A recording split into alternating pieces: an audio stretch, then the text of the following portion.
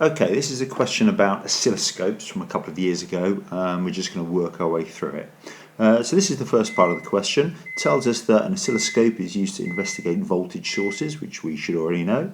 It says a voltage source is connected to the Y input. We should know that the Y input gives us the vertical deflection on the screen. And importantly, it says here that the time base is switched off. So that's quite a useful bit of information.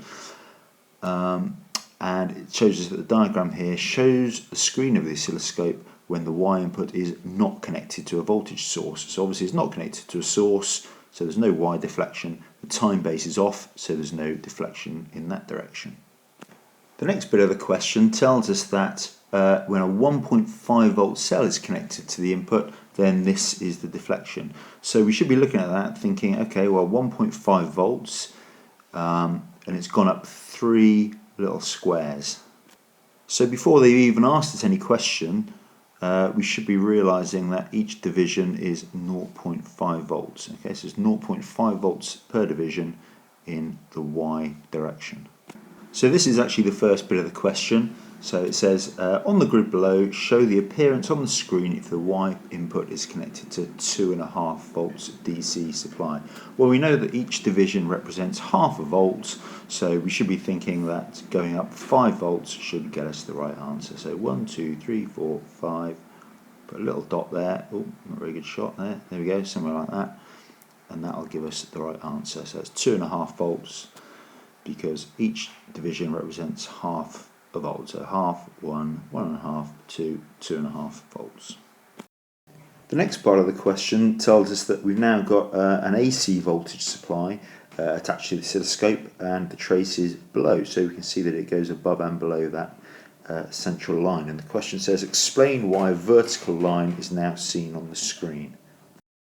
So the first bit of part of the answer, you need to explain what really is meant by an AC. So you get 1 mark for saying that the voltage changes direction, changes sign, goes from positive to negative or something like that. For the second mark, you're going to need to say why that produces a vertical line on the screen. So you need to say something like the spot moves up and down, explain that the time base is off, or words to that effect. So that's what you need to do for your 2 marks. Talk about the voltage changing direction or changing sign, and that causes the spot to move up and down. You make sure you get both those points in, otherwise you'd only get 1 of those marks.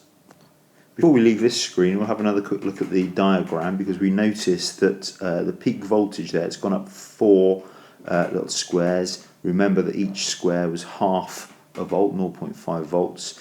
So the next question was about the peak to peak voltage. Okay, well there are 8 squares from the bottom to the top there. So there are 8 squares, each one is half a volt, that's volts per division. Okay, so the answer is just 4 volts. That's a very easy 2 marks.